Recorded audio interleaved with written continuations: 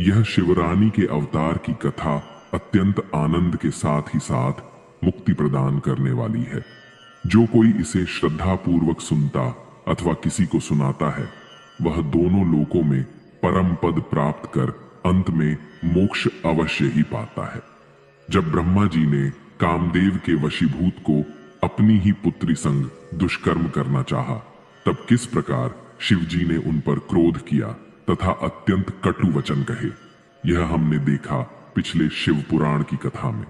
देखा हमने यह भी कि ब्रह्मा जी ने शिव जी के प्रति वैर रख पहले तो कामदेव को उन पर विजय प्राप्त करने भेजा, परंतु जब कामदेव यह ना कर सका, तब ब्रह्मा जी ने विष्णु जी का स्मरण कर उनसे सहायता मांगी तथा उनसे कहा, हे विष्णु, शिव जी ने मुझसे अत्यंत कटु शब्द कहे हैं। अस्तु, हम चाहते हैं कि अब शिव जी का भी विवाह हो और वे भी हमारी तरह गृहस्थ जीवन में अनेक प्रकार के भोग में विलुप्त हों। उनकी बात सुनकर विष्णु जी ने कहा, हे ब्राह्मण, आप अपनी इस मूर्खता को दूर कर दें। आप जो शिव जी को अपना पुत्र समझकर बुद्धि के विरुद्ध बातें कह रहे हैं, वे उचित नहीं हैं। हम और आप दोनों ही उनके सेवक हैं। वे सर्वथा स्वाधीन एवं भक्तों पर अनुग्रह करने वाले हैं। यदि आपकी यही इच्छा है कि वे अपना विवाह कर लें, तो आपको उनकी शरण में जाना उचित है। सर्वप्रथम आप कठिन तपस्या द्वारा उन्हें प्रसन्न करें। तदुपरांत मां उमा का स्मरण करते हुए दक्ष प्रजापति से भी उसी प्रकार तपस्या कराए। उस तप के प्रभाव से भगवती उमा दक्ष प्रजापति के घर पुत्री रूप में जन्म लेंगी और उनका विवाह शिव जी के साथ होगा। ऐसा करने से संपूर्ण लोकों का कल्याण भी होगा और आपकी इच्छा भी पूर्ण हो जाएगी। इतना कह श्री विष्णु जी भगवान सदाशिव के चरणों का ध्यान धरते हुए अपने लोक को चले गए। भगवान विष्णु की आज्ञा शिरोधार्य कर उन्होंने भगवान सदाशिव के प्रति उस द्वेष का त्याग कर दिया जिसे उन्होंने शिव जी की माया से मोहित होकर अपना रखा था। तदुपरांत दक्ष को बुलाकर उसे वह सब हाल कह सुनाया जो कुछ श्री विष्णु जी ने उनसे कहा था। उन्होंने उससे कहा, हे पुत्र, अब तुम एक कन्या को जन्म दो जो भगवान सदाशिव की पत्नी हो सके। ऐसा होने पर हम और तुम संसार में धन्य हो जाएंगे। तुम भगवान सदाशिव की तपस्या करके उनका दर्शन प्राप्त करो और यह वरदान मांगो कि हे प्रभु, आप संतान बनकर जन्म ले। मैं भी तपस्या करके उनसे यही मांगूंगा। वे भगवान त्रिशूल पाणी आदि शक्ति संपन्न तथा सगुण निर्गुण दोनों रूप वाले हैं। उनकी महिमा का पार वेद ने भी नहीं पाया है। वे तपस्या के वशीभूत होकर निश्चय ही दर्शन देते हैं। जब उन कृपालु शिव जी ने मुझे उत्पन्न किया था, उस समय मेरी तथा विष्णु जी की प्रार्थना को सुनकर हमें यह वरदान भी दिया था कि वे स्वयं भी हर नामक अवतार ग्रहण करेंगे और हमारे संपूर्ण मनोरथ को पूर्ण करेंगे। उन्होंने यह भी बताया था कि उनकी आदि शक्ति, जिनके अंश से लक्ष्मी की उत्पत्ति हुई है, भी एक कला से उमा के रूप में जन्म लेकर हर अवतार की पत्नी होंगी। भगवान सदाशिव ने बताया था कि हमारे स्वरूप की आदि शक्ति द्वारा ही इस संपूर्ण सृष्टि की उत्पत्ति होती है और वह आदि शक्ति समस्त संसार की माता है। अस्तु, हे वे आदि शक्ति, तुम्हारे घर में सती नाम से जन्म लेंगी। तुम मुझे तथा विष्णु को तो पत्नी सहित देखते हो, परंतु भगवान सदाशिव के हर अवतार ने अब तक किसी स्त्री को स्वीकार नहीं किया है और ना अब तक सती का अवतार ही हुआ है। अत तुम ऐसा उपाय करो जिससे सती का अवतार हो। इस प्रकार समझाकर उन्होंने दक्ष को विदा किया। तदुपरांत वह घर जाकर संपूर्ण इंद्रियों को वशीभूत कर वेद के अनुसार तपस्या करने लगा। ब्रह्मा जी ने अपने मन में श्री जगदम्बा का ध्यान कर श्वास को मस्तक पर चढ़ा लिया और मन के वेग को जीत कर उनकी स्तुति की। तब उनकी उस तपस्या से प्रसन्न होकर जगदम्बा ने उन्हें सेवक जानकर दर्शन दिया। ऐसा कौन सा प्राणी है जो भगवती महामाया के उस अनुपम सुंदर शरीर को देखकर मोहित न हो जाए। उनके दर्शन प्राप्त कर देवता तथा आर्ष मुनि भी मोहित हो जाते हैं।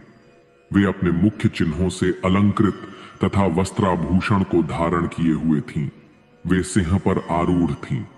उनके उस स्वरूप को देखकर ब्रह्मा अपना मस्तक नीचे झुकाकर उनकी स्तुति करने लगे।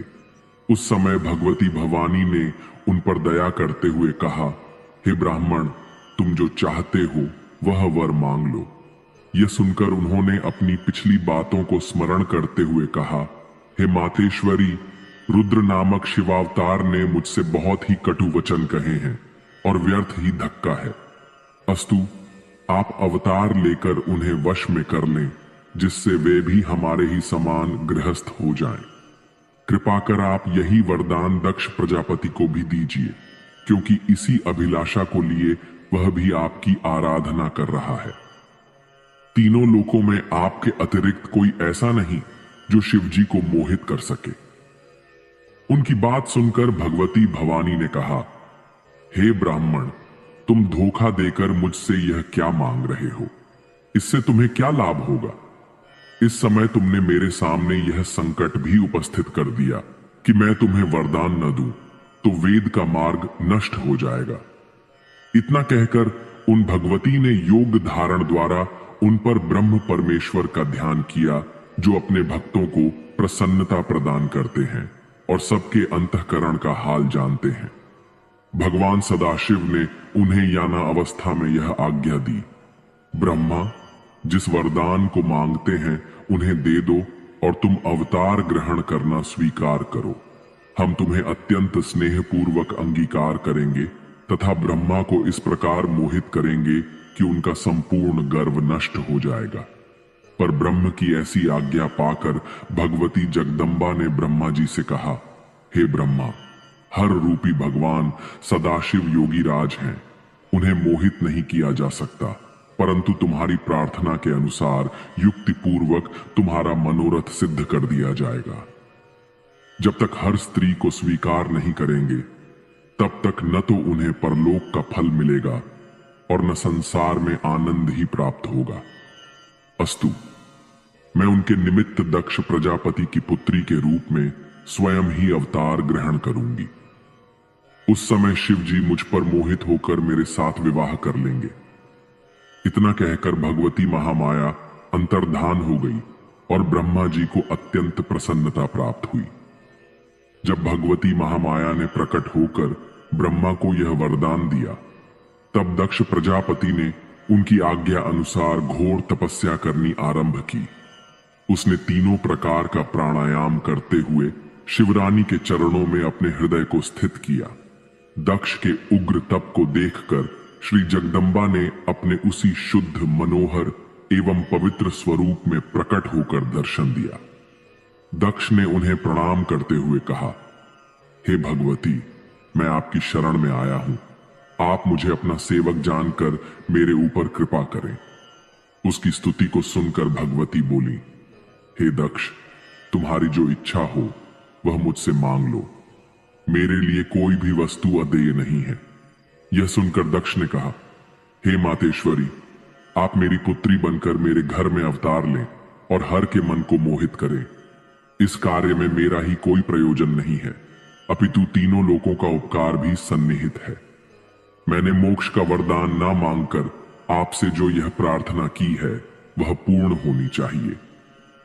दक्ष की प्रार्थना सुनकर भगवती महामाया ने कहा, हे दक्ष, तुम जो चाहते हो वही होगा। मैं तुम्हारी पत्नी के गर्भ से उत्पन्न होकर शिवजी की अर्धांगिनी बनूंगी, परंतु तुम अपने मन में किसी प्रकार अहंकार नहीं करना, अन्यथा तुम्हारा संपूर्ण गर्व नष्ट हो जाएगा। इतना कहकर श्री जगदम्बा अंतर्धान हो गई और दक्ष अत्यंत प्रसन्न होकर अपने घर को लौट आया। तदुपरांत दक्ष ने सहस्रों मानस पुत्रों की उत्पत्ति की। वे सब नारद प्रेरणा से घर छोड़कर तपस्या करने के लिए वन में चले गए और परम पद को प्राप्त हुए। तत्पश्चात दक्ष ने 10 सहस्र पुत्र और उत्पन्न किए, परंतु वे भी नारद का उपदेश सुनकर संसार से विरक्त होकर वहीं चले गए जहां उनके भाई गए थे। उस समय दक्ष ने अत्यंत क्रुद्ध होकर नारद को यह शाप दिया, हे नारद, तुम अत्यंत अज्ञानी हो, क्योंकि तुमने मेरे सब पुत्रों को मेरे विरुद्ध कर दिया है। अब मैं तुम्हारे कर्म के अनुसार तुम्हें यह शाप देता हूं कि तुम किसी एक स्थान पर न ठहर कर सदैव भ्रमण किया करो। इसके बाद उसने अपने मन में यह निश्चय किया कि अब कुछ मैथु सृष्टि उत्पन्न करनी चाहिए। ये विचार करके दक्ष ने वीर प्रजापति की पुत्री वीणी के साथ विवाह किया। विवाह के उपरांत दक्ष ने अपने हृदय में भगवती जगदम्बा का ध्यान किया। उस समय श्री जगदम्बा जी ने भी अपने मन में यह विचार किया कि अब मुझे दक्ष के घर जन्म लेकर उसका मनोरथ पूर्ण करना चाहिए। यह निश्चय कर वे दक्ष के हृदय में प्रवेश कर गए। उस समय दक्ष प्रजापति को अत्यंत प्रसन्नता हुई और भगवती के तेज से उनका शरीर प्रदीप्त हो उठा। तदुपरांत शुभ अवसर पाकर दक्ष ने उस तेज को अपनी पत्नी में स्थिर कर दिया। जब दक्ष की पत्नी गर्भवती हुई, उस समय बहुत धूमधाम से उत्सव मनाया गया। दक्ष ने रीति के अनुसार पूजा की। ब्रह्मा तथा विष्णु ने भी उस उत्सव में सम्मिलित होकर दक्ष की पत्नी की सेवा एवं स्तुति करने के पश्चात दक्ष की प्रशंसा की। 9 महीने बीतने के पश्चात जब 10वां महीना आरंभ हुआ, तब चारों ओर अपने आप आनंद के दृश्य प्रकट हुए। सभी मन में हर्षित थे। आकाश में बाजे बजने लगे। ऐसे परम समय में श्री महारानी जगदम्बा अवतरित हुई। तीनों लोकों में प्रसन्नता भर गई। उस समय कोई मनुष्य दुखी दिखाई नहीं देता था। तब ब्रह्मा, विष्णु तथा समस्त आर्षि मुनि एकत्र होकर दक्ष प्रजापति के घर गए। अत्यंत प्रसन्नता के साथ बाजे बजने लगे। सब लोग देवी की स्तुति करके कहने लगे, हे शिवरानी, तुम संपूर्ण संसार की राजरानी हो। तुम्हारी महिमा अपरंपार है, जिसका पार वेद भी नहीं पा सके। तुम सबकी माता तथा सबको प्रसन्नता प्राप्त कराने वाली हो। इस प्रकार वे सब विनय करके अपने अपने स्थान को चले गए। जब दक्ष की पत्नी ने अपनी पुत्री का मुख देखा, तो उसको हृदय के ज्ञान से आभास हुआ कि यह आदिशक्ति है तथा इसने हमारे यहां अवतार लिया है। माता उस कन्या का अद्वितीय सौंदर्य देखकर पहचान गई। तब उस देवी ने अपनी माता को अष्टभुजा महाते, जस्वी, मेघ सदृश्य श्याम वर्ण, नख लगते हुए अंग, अत्यंत सुडोल, परम सुंदरी, सब प्रकार के आभूषणों तथा वस्त्रों से शोभित तथा कानों में कुंडल, हाथों में कंकण, कंठ में हार, माथे पर बिंदी से सज्जित शशि मुख का दर्शन दिया। देवी स्वरूपा अपनी पुत्री का ऐसा रूप देखकर माता करबद्ध होकर उसकी स्तुति करने लगी और कहने लगी, मैं जानती हूं कि तुम आदिशक्ति तथा सृष्टि की माता हो। तुमने हमारे ऊपर कृपा करके हमारे घर में अवतार लिया है। अस्तु, तुम हम पर अनुग्रह करो और मेरे मन में अपने स्वरूप को स्थिर करो। इस समय तुम मुझे अपना स्वरूप बाल रूप में ही दिखाओ। मैंने तुम्हें पहचान लिया है। मैं जानती हूं कि तुमने अपनी प्रतिज्ञा का पालन किया है। वैसे मैं तुमको क्या पहचान सकती हूं, क्योंकि अंत में वेद भी तुम्हारी स्तुति करके हार मानकर चुप हो जाते हैं। उसी समय दक्ष प्रजापति ने आकर बड़े प्रेम से स्तुति की और कहा, तुमने अपने वचन का पालन कर मेरे घर में अवतार लिया है। मैं तथा मेरे भाई वेद सब जीवन मुक्त हो गए। तुम्हारी महिमा अपरंपार है। तुम केवल पूजा और तप के वश में हो। जैसा कि राजा सूरत का तप साक्षी है, वह अपने तप से ही परम पद प्राप्त कर सका था। तुम्हारा शुंभ और निशुंभ ने भी क्रोध एवं वैमनस्य से मन लगाया, तो भी वे ध्यान करने से परम ति को प्राप्त हुए। इसी प्रकार दक्ष ने महामाया की अत्यंत स्तुति करके अंत में यह प्रार्थना की कि अपना यह मनमोहक रूप हमारे हृदय में बसाकर अब जो रूप समय के योग्य हो उसे आप धारण कीजिए, जिससे प्रसन्नता प्रकट हो। इस प्रकार दक्ष तथा उसकी पत्नी अर्थात अपने माता पिता की बातें सुनकर श्री देवी जी बोली, हे दक्ष तथा हे दक्ष पत्नी, तुम दोनों ही ने हमारी बड़ी उपासना की है। हमने भी वरदान के अनुसार तुम्हारे घर अवतार लिया है।